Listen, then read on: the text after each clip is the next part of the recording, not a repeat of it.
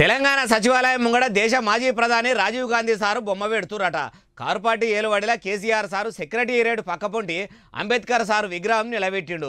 ఆయన అంబేద్కర్ విగ్రహం పెట్టిపిస్తే మా కాంగ్రెస్ ఏలువడిలా మేమేమన్నా తక్కువనా అని రాజీవ్ గాంధీ సారు బొమ్మ పెడుతురా ఎట్లా తెలుసుకుందాం పారి. ఓ దిక్కు హాస్టళ్లలో బొమ్మ చక్కగా పెడతలేరని విద్యార్థులు దావకాన్ల పాలవుతున్నా, ఇంకో దిక్కు అన్నదాతలకు రైతు రుణమాఫీ అందరికీ కాలేదని రంది పడుతున్నా, పట్నంలో వాన నీళ్లతోని పరిశానున్నా, తండాలకు గూడాలకు అంబులెన్సులు పోయేందుకు రోడ్లు చక్కగా లేక పేషెంట్లను మంచాల మీద మోసుకపోతున్నా, గల్లీల పొంట కుక్కలు సామాన్య ప్రజల పిక్కలు వీకి పెడుతున్నా, రాష్ట్రమంతా గోసలు పడుతున్నా అవేం పట్టించుకోకుండా రాజీవ్ గాంధీ విగ్రహం ఇప్పుడే పెట్టకుంటే ఏమో తెలంగాణలో కొంపలన్నీ ఆరిపోతాయి అన్నట్టు రెవెన్యూ మంత్రి పొంగులేటి శ్రీనివాసరెడ్డి సారు, బస్సుల మంత్రి పొన్నం ప్రభాకర్ సారు పనులు మొత్తం కూడా పరిశీలించేందుకు పోయిర్రట.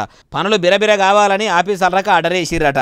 ఇప్పటికే గద్దె కట్టి గద్దె మీద రాజీవ్ గాంధీ సారు బొమ్మను పెట్టిర్రట. బొమ్మ ఇప్పుడు కనిపించకుండా కర్రెబట్ట కట్టిర్రు. మరి రాజీవ్ గాంధీ సారు విగ్రహంను ఎట్లా తయారు చేయించుర్రు? చెంపలు, దౌడలు, వంపులు, సొంపులు అన్ని మంచిగానే కుదిరినాయా? మాజీ ప్రధాని సారు బొమ్మను నికాలాస్ రాయి మీదనే ఎక్కిపిచ్చిర్రా?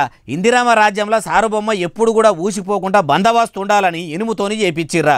ఏమిటితోని చేపిచ్చిర్రో తెలవాలంటే ముఖం కాన్ నుంచి బొమ్మకు పెయ్యంతో చుట్టిన కర్రె బట్టను తీసేస్తేనే తెలుస్తుంది అంటారు ఈ ముచ్చటిన్నోళ్ళు.